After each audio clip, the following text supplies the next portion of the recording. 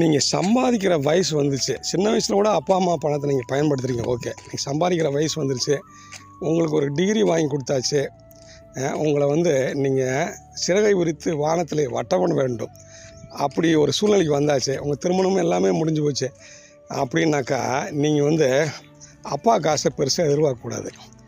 நீங்கள் உங்கள் சம்பாத்தியத்தை நீங்கள் பண்ணணும்.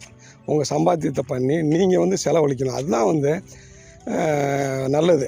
நீங்கள் அப்பா அம்மா காசை பயன்படுத்துனீங்கன்னாக்கா ஒரு குற்ற உணர்வு உங்களுக்கு இருக்கணும். அது உங்கள் காசு கிடையாது.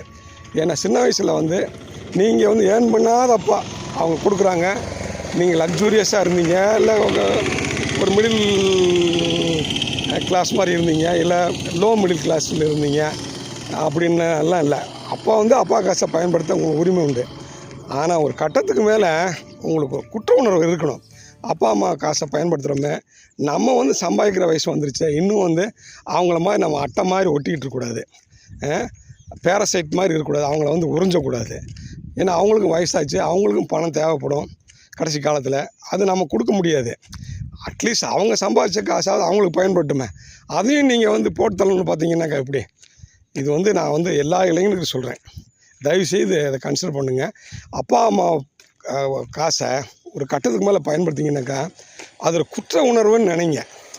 அது குற்ற உணர்வு. அது குற்ற உணர்வு உங்களை வாட்டணும். அது அப்பா அம்மா காசுன்ட்டு. உங்கள் காசை நீங்கள் செலவழிக்கிறப்போ அப்படியே நீங்கள் எவ்வளோ வேணாலும் எந்த ஹோட்டலுக்கு போங்க, எங்கே சினிமாவுக்கு போங்க, எங்கே ஊர் சுற்றுங்க, அது உங்கள் காசாக இருக்கட்டும். ஆனால் அப்பா அம்மா காசை நீங்கள் செலவழிக்கிறப்போ கொஞ்சம் இளைஞர்களே, நீங்கள் என்னை தப்பாக கூட நினைக்கலாம், நீங்கள் ஒரு குற்ற உணர்வாக நினைங்க. அதுதான் நீங்கள் உங்கள் பிள்ளைங்களை சரியாக வளர்க்க முடியும். எப்பயும் பணம்னு சொல்லிவிட்டு அப்பா அம்மா பணத்தையே நீங்கள் எக்ஸ்ப்ளாய்ட் பண்ணாதீங்க.